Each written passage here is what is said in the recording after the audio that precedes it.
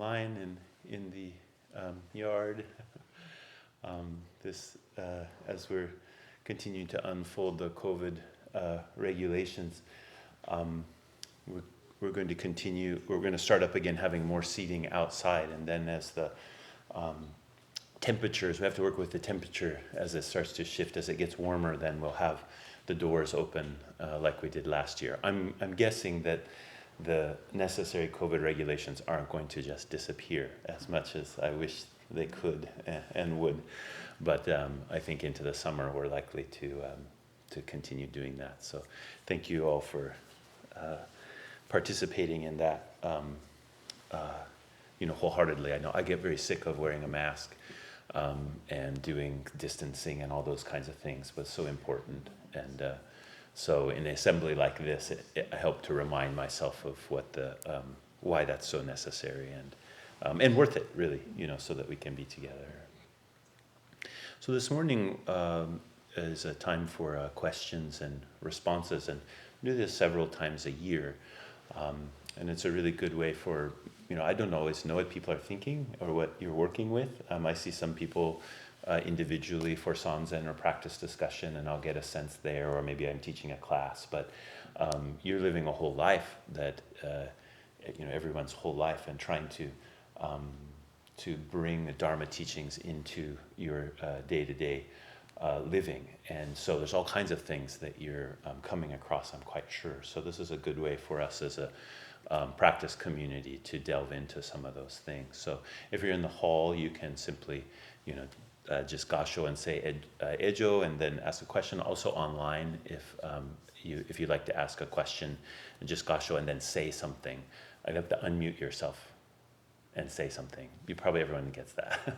Unmute yourself and say something, and then if you're in the yard and you'd like to ask a question, if you just come up to the door, then we'll have you step inside the door and ask the question.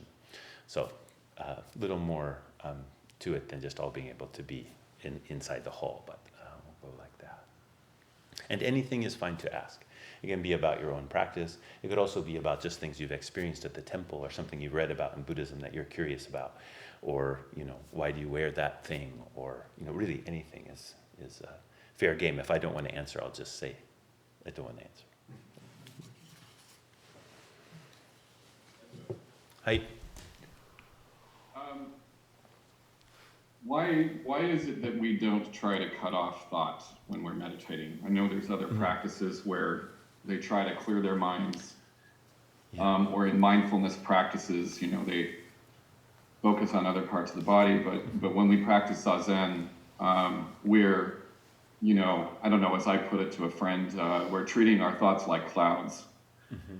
Mm-hmm. Yeah. And sometimes it's very cloudy, and you just sit with that, and then it passes, and then So what about our practice, or why are we doing that in our practice?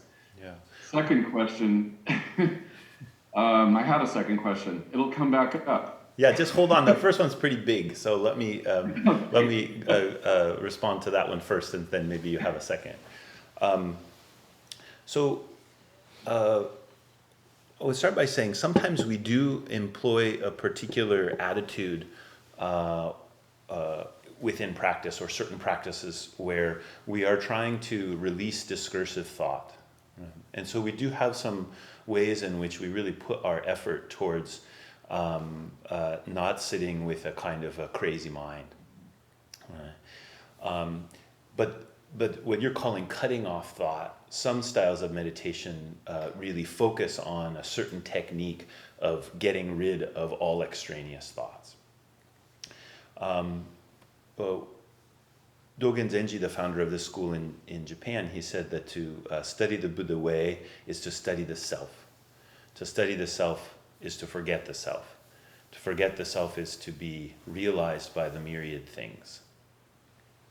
That studying the self part sounds easy, but is actually very difficult. And one of the reasons it's so difficult is because there's a part of us that wants to objectify everything that it's coming into contact with. And so we can do a certain kind of studying by looking at ourself, and making ourselves the object of that subject's gaze. That's not so hard, although it can be painful to look at ourselves with that kind of clarity. But the thing that's more subtle and more difficult is the studying ourself, which is releasing that objectification of our being. When we cut off thoughts, oftentimes it's the dominating part of our being that wants to study things in that objectified way that is cutting off the thoughts. So we have to make some room for the thinking mind to also be present, particularly the thinking mind that's not sitting there cranking on trying to figure something out, but we're like a volcano. You know, there's a Pure Land, a famous Pure Land teacher in Japan. He said, a life such as this is like walking on a live volcano. I wish I could remember his name. I would tell you, but I remember the quote. I used to put it at the head of my syllabus when I taught high school. I would freak out the high school students a little bit. Actually, didn't freak the high school students out. I think their parents got freaked out a little bit. But that's true. That's our being. We're such a full being in which the myriad things are moving through us constantly. So to study that, we can't simply rely on that mind that wants to get things in order, and so that's a side of the study that's so important. You know, we have a very famous exchange in the koan literature between two ancestors, and I'll just give you the punchline. But the first is that the vast the floating white clouds do not obstruct the clear blue sky. So that's one side of meditation. You know, we have these floating clouds, the floating white clouds, which is kind of image of thoughts. Floating white clouds do not obstruct the clear blue sky. So this is one side of meditation, and you were referring to that. And when the other ancestor said, riffing on that, that the floating white clouds, that the clear blue sky does not hinder the floating white clouds. So both are true. Yeah. It's not just that the clouds, okay, we don't have to worry too much about them. There is this vast blue sky. But it's also true that vast blue sky gives perfect room for those floating white clouds. In fact, the floating white clouds are the sky. They're not separate from the sky at all. So this is kind of our style of inquiry. Yeah. So my second question is, I think it's related. It's how can you avoid using meditation, one, as a cudgel or as a way of, I don't know, putting Band-Aids on things, or compartmentalizing, I guess. Yeah. Compartmentalizing, things that are difficult. Yeah, so the way is to not stop at using the cudgel or the Band-Aid. So if you try to stop yourself using the cudgel or the Band-Aid, just stop it, you'll just stop meditation. But if you continue to practice meditation, this is part of studying the self. As you're studying yourself, you see like, oh, there I'm just trying to dominate this part of my being. I have some sorrow around something in my life. And I just think, oh, if I meditate, I could just get rid of this sorrow. And you recognize, you study, that part of yourself which just wants to dominate. And in that study, you realize, well, if I just try to dominate the dominator, it's like the bully on the playground. There's no, you can't just become the bully to deal with the bullies. There's some other kind of way you have to stand up to that being, some other way that you have to encounter them. And then, you have a different kind of job there than just stopping the dominator, or stopping the Band-Aid, or stopping the one that wants to utilize. You actually see that the part of us that wants to put a Band-Aid on is not essentially a problem. I mean, there's a real wholesome heart in the part of us, or in anybody who wants to put a Band-Aid on something. Like you raise kids, you know what it's like when they get hurt, and you know they don't need a Band-Aid, but you put one on anyway. No? I never do that. I never do that. Oh, I did all the time. Especially we had Band-Aids. We had these Band-Aids No. that my kid's grandma would send from Japan. Very, very cute. And my daughters, they would just. I mean, I never saw them like fall over and get hurt just so they could get a Band-Aid, but I don't know. Maybe they did. But you put a Band-Aid on it because there's some care in that is important. So I would say don't try to just stop those things, but don't stop at doing those things. When you do them and you see that you're doing them, and then you see that you can take another step, you take another step. And then you have a wide-ranging tools. This is the same about thoughts. You should try to not sit and think during meditation. It's not like, don't just sit and say, oh, well, I'm thinking, there's nothing I can do about it. That's not meditating. That's just giving up, right? So we should practice what it is to bring clarity of mind, but don't stop at your fixed idea of what a clear mind would be, because it's just wrong. Your fixed idea of what a clear mind is just by definition is wrong, because it's a fixed idea of a clear mind. A clear mind is completely vibrant and is not fixed.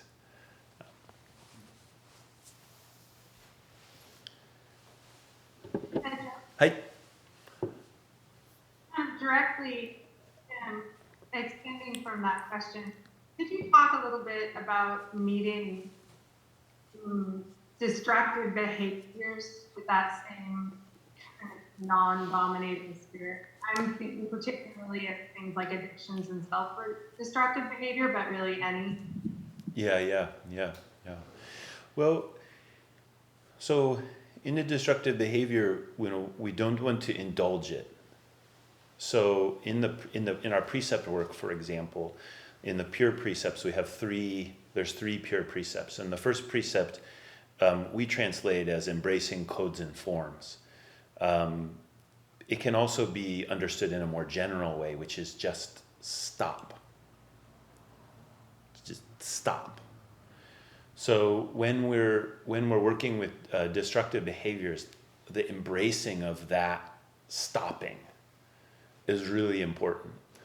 Problem is that if that's all it is, we tend to go flat and we just make it an issue about doing the thing or not doing the thing. And we don't go to the next step, which in the precept work, we go from embracing codes and forms or stopping to embracing good dharmas or embracing good teaching or embracing good truths. So when we have destructive behavior, to first see it, call it out, be able to recognize it, study it, learn it more deeply, and also practice the stopping. That is the setup for now feeling for what is wholesome. And sometimes the destructive behavior itself has this really good dharma inside of it. It has there's some wisdom or some compassion inside of it that's really important. But because it's wrapped up with this destructive behavior, we can't get to it. So it's not just that we look to other parts of ourselves for that good dharmas. It may be right there in the behavior, probably is connected right there in the behavior in some way. And then the last of the pure precepts is embracing living beings. So that not being just about my isolated struggle, but about the struggle of all beings. Anything which is deeply troubling and suffering producing that moves through us is also moving through other beings. So in what way do I embrace other beings' suffering and not have my suffering be in such isolation? Because it's one of the things that suffering does, is it brings us into isolated relationship. Isolated from other beings, but also isolated within ourselves. So that part that is hurting, it becomes isolated from other parts of our being, and healing can't happen. So the stopping part is a little more like that, okay, stop just sitting thinking. Stop, don't just sitting there and just like churning over, what kind of ice cream am I going to have this afternoon? Or what's the thing I'm going to try to run away from this afternoon? Or what's the thing that happened yesterday that I'm still ruminating on or whatever. So that's the kind of, okay, stop. But don't just make it on that level of stop or don't stop. Go the next level of learning about what is true there, and then connecting that to all beings, inner and outer.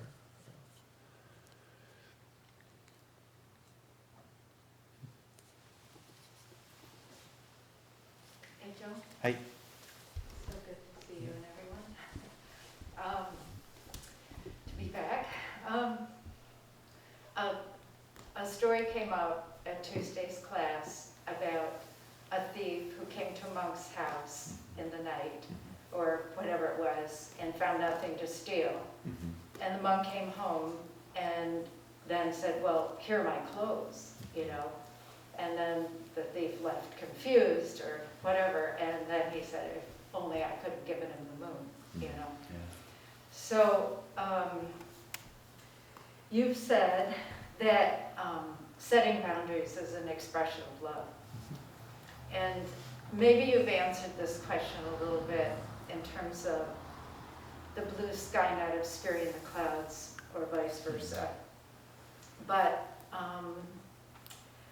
I've spent so much time either having no boundaries or having control issues, you know, like, okay, here I'll be a doormat, or here let me tell you how to fix yourself, or let me fix you, you know. And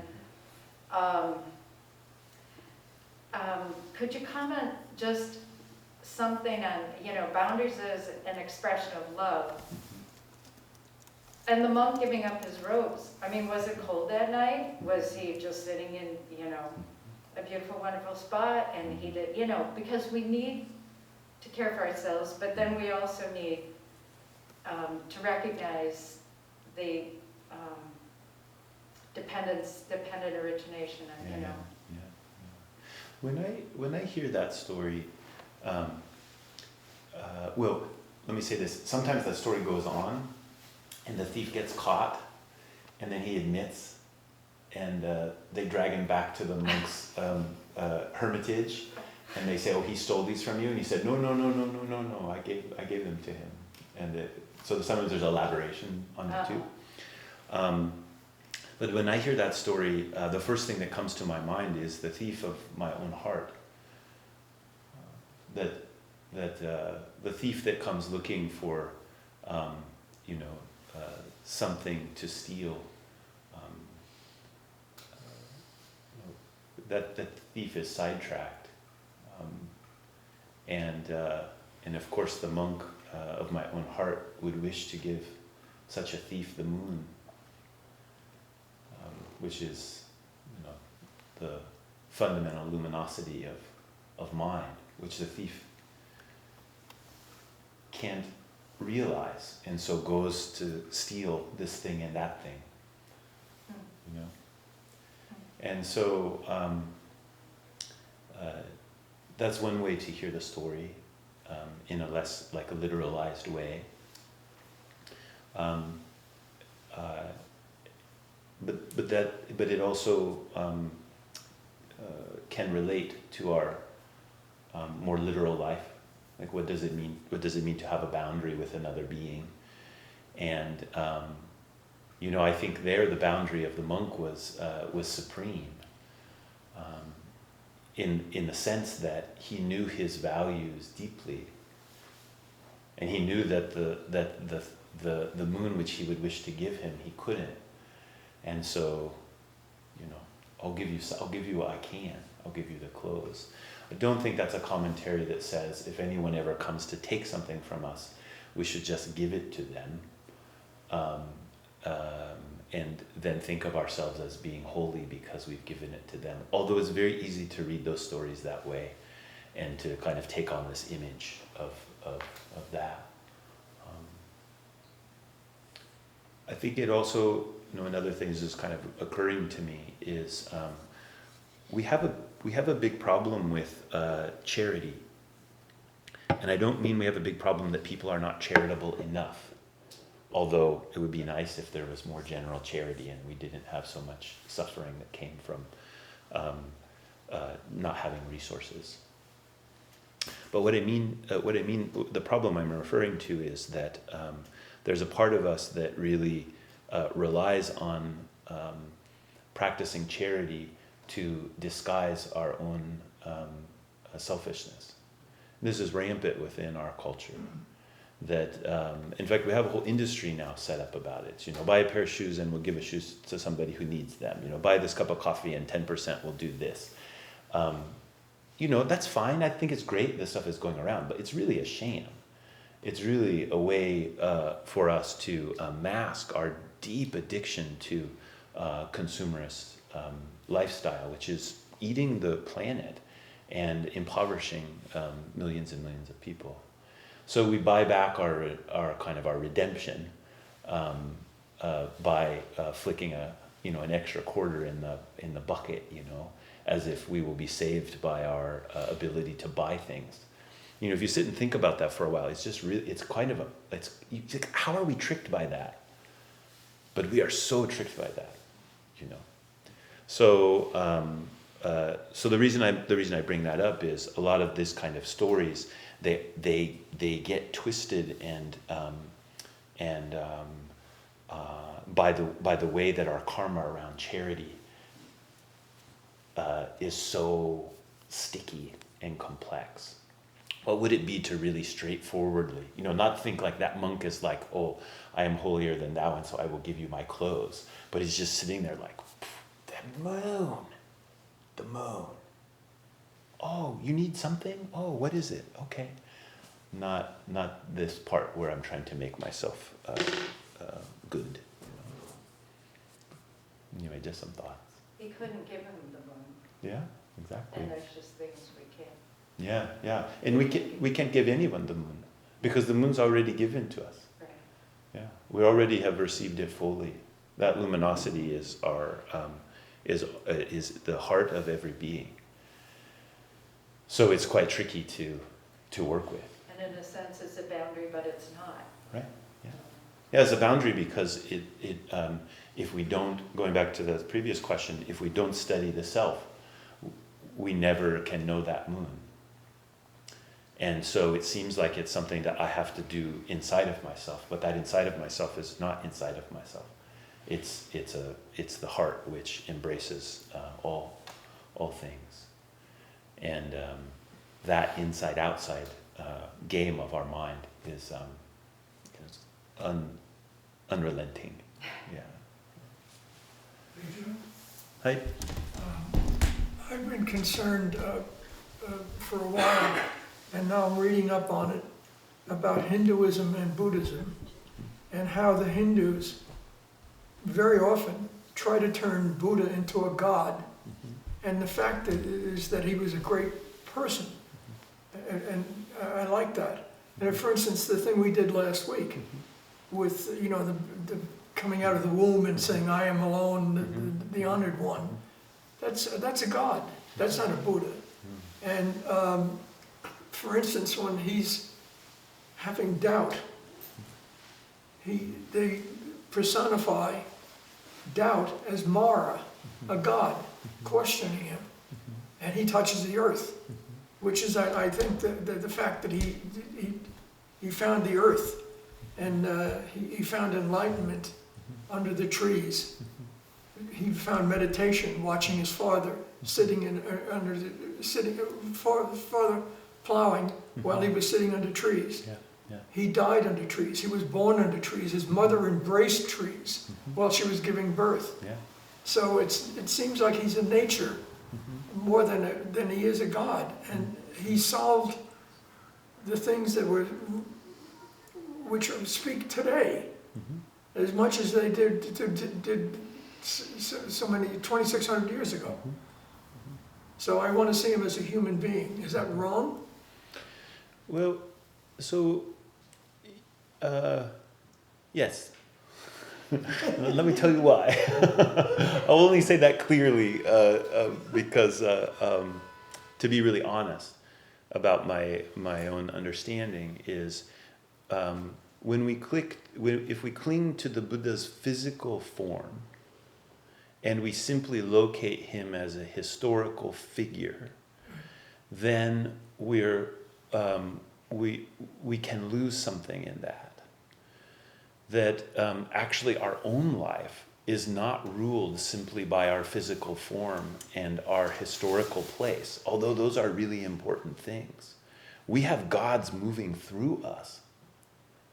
We have forces that are far beyond our comprehension that move through our beings. We're not simply what we recognize inside of our minds. Why call them gods? Well, it's just a word.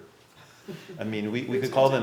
It's a charged word. It's a charged word, sure, yeah. And it's a charged word that I prefer to try to reclaim, rather than to think of it, only in certain ways. We have a responsibility to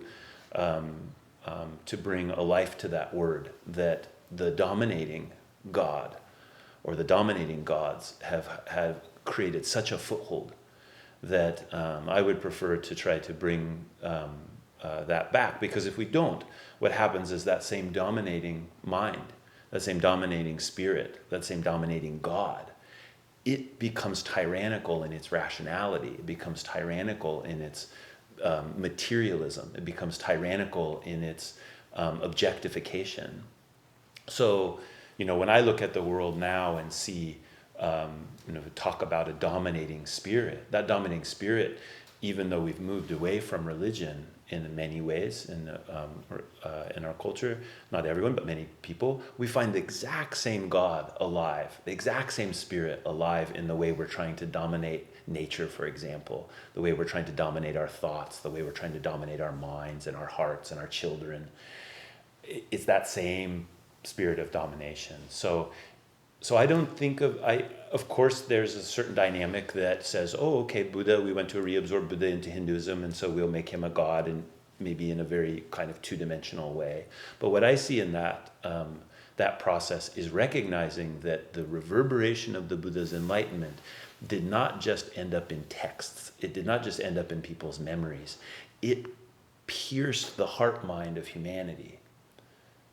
And piercing that heart-mind of humanity, that the Buddha emerged in the deep layers of consciousness, which are beyond our normal access. So that when we sit Zazen, we're not only taking a physical posture, we're not only doing a mental exercise, but we're embodying this being, which is still alive. And, we can avoid the word God because it creates too many troubles, and in fact Buddha said, I'm not a god, and so we can say, okay, Buddha's not a god, but we shouldn't reject that part of our being and other beings. That's the part I feel is important. Didn't he say there was no God? No. And there's no rebirth?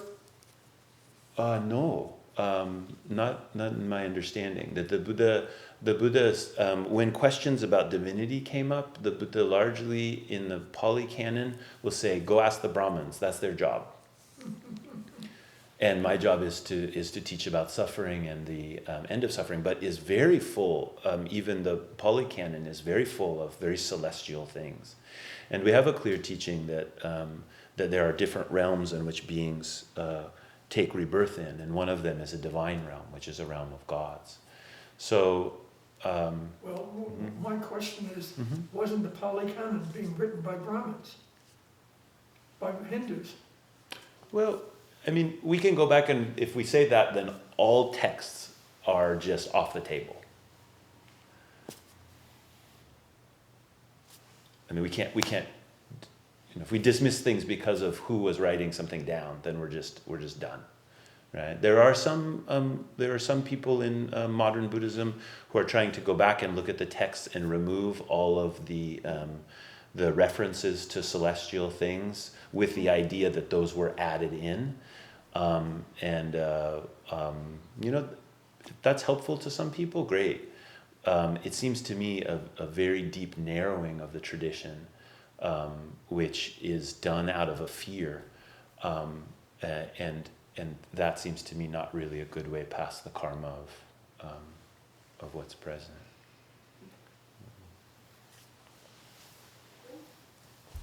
right?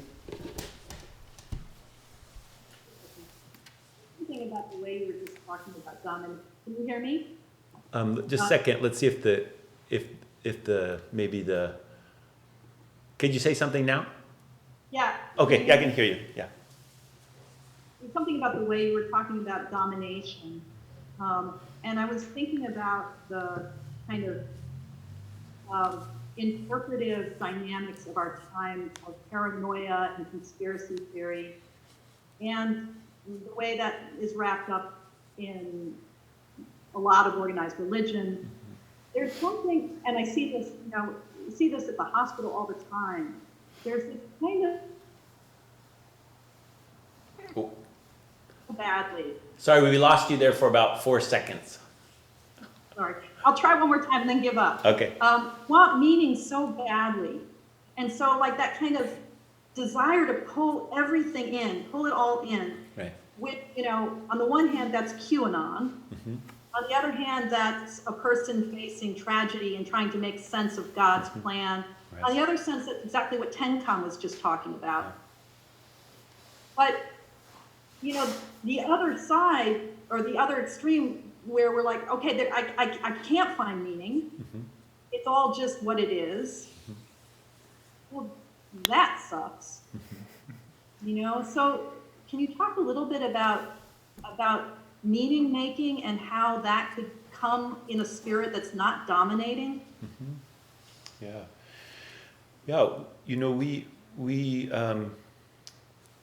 like a modern Buddhism, one of the really front presentations is about paying attention, is about mindfulness, right? Being mindful of the way that you do things. The very cliche thing is, just wash the dishes or just sweep the floor. By the way, I don't mean to dismiss them by saying they're cliche. Really do that. Try to just wash the dishes. Turn off the radio, pay attention, go slowly, maybe wash them all 3 times or something, whatever trick you have to do to force yourself into just washing the dishes. There's an entry point there that I think is so important about Buddhism, where if we stay present with things, not just trying to hold our attention fixed, but the kind of relaxation of attention that then stays present with things, like washing the dishes, just to feel, just to be present, then the movements of the heart and the movements of the world, we can have an insight into them not being separate, which is the thing that is so crushing to meaning for us in the first place, is that we've created this isolated self. We've created the idea of a self which is just here, and it is a subject working with objects. And even when we try to be mindful or we try to have attention on something, we go, okay, I am going to pay attention to this. And it stays very rigid. And we try to just have a fixed mind. But when we practice this way, let me really feel it. Let me really hear the bird. Let me really encounter the rising of the sun. Well, it actually rises over here. Rising of the sun or the setting of the sun. Let me feel the wind. Let me encounter the wild iris. They're just coming out now in some nice places, or whatever it is. And know that our own heart is alive with that same spirit, or that same spark that is there in what it is that we're touching. That's where a meaning making is not, okay, how do I derive meaning from this situation, but how is my deep mind connected in a way that meaning is naturally present.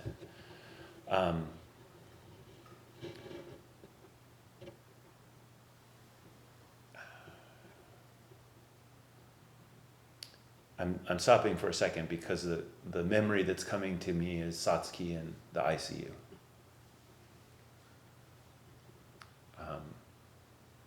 That's our daughter who passed away a few years ago.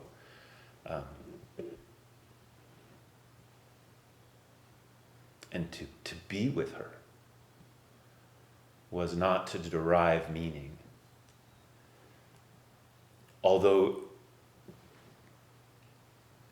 it is easily the most meaningful thing that has been in my life. I feel thankful that I had the guidance to know what it meant to stay present in that way that I'm talking about. And the good fortune to have such a team of people that were holding the pieces that needed held so that our family could be there in that way. Then the meaning could flow and can continue to flow. But without that, it would have had to been like a story that I just have to be convincing myself of, you know?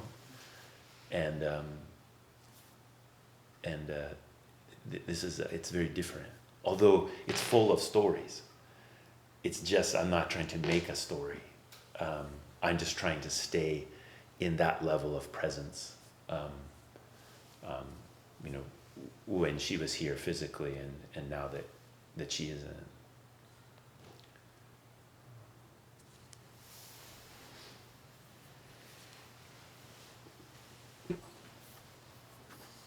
By the way, it's not difficult for me to talk about that. It's emotional, but I share it. I share it because it's marked me so deeply, and sometimes I feel like I don't want to derail what it is that I'm trying to teach through the story because it carries so much power, and that you know, if you ask a question and I ever bring her up and her death up, don't feel bad about that. When I need the room for it, I know how to create the room, and I do. So I just feel like that's important to share because it's such a big thing.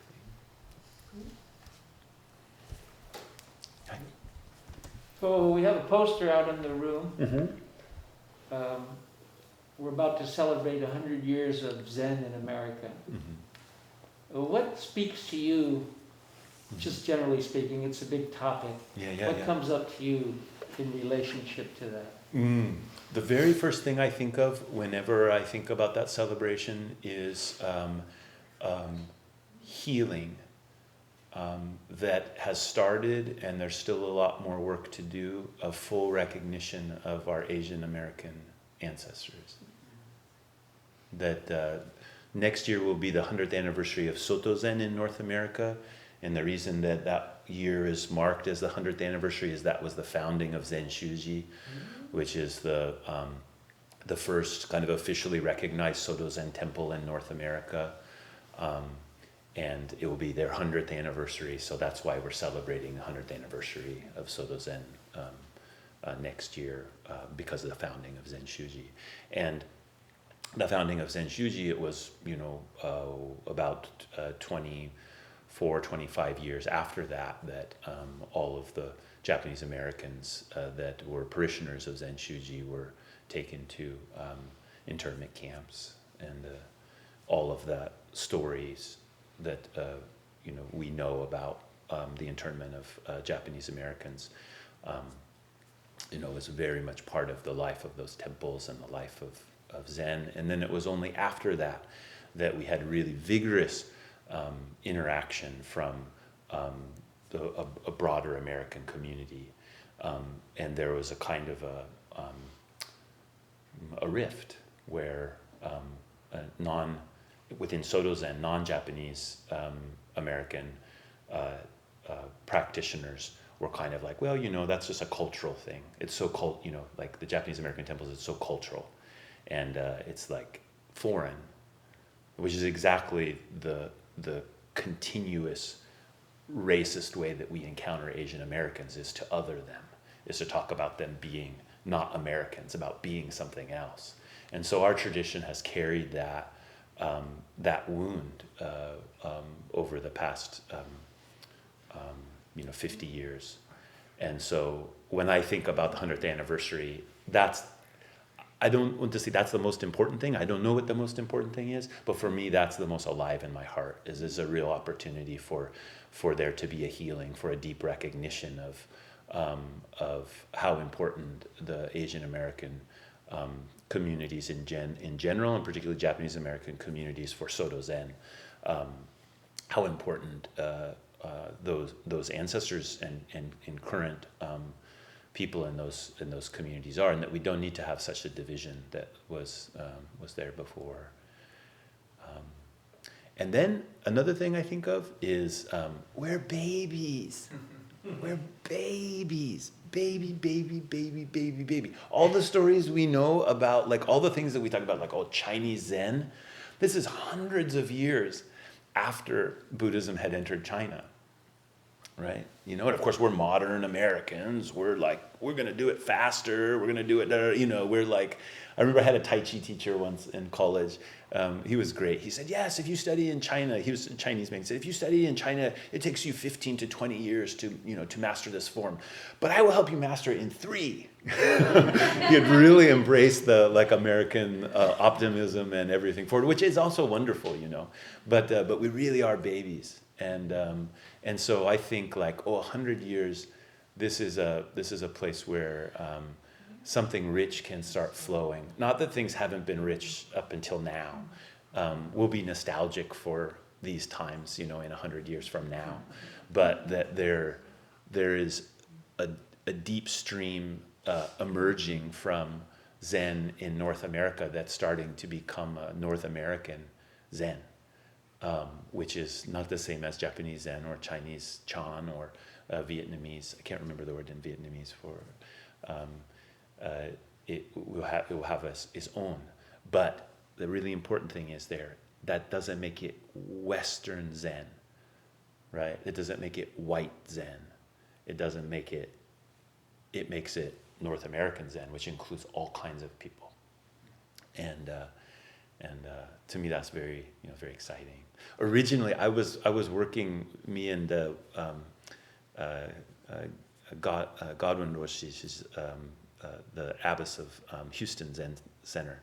We were working on that poster together for the design work. I was doing some of the language, and she was doing a lot of the layout. And originally, we had an enso that was a whole bunch of different colors.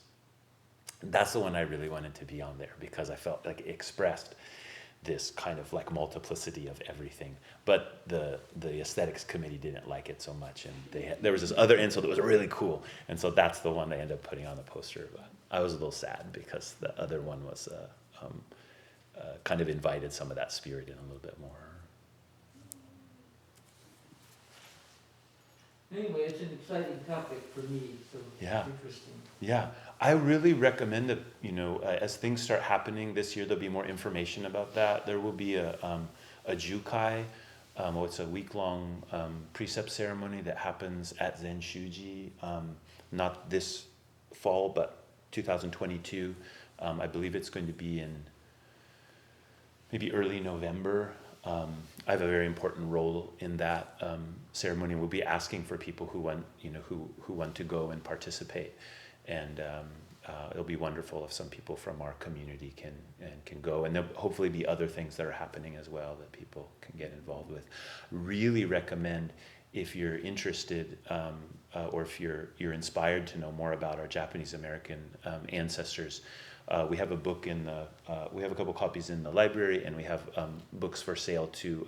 There's a book called American Sutra. Many of you read that a couple years ago before Dr. Duncan Yukon Williams came to give a talk. He's done lots and lots of research about Japanese Americans and Buddhism through internment, and it's a wonderful book. It's so inspiring. He's such a good storyteller, and he did so much work to find this heart of those communities in our here in North America. And just a really exceptional book. I can't recommend it enough. And I think we have 15 copies or something in the bookstore, so you make a rush on those.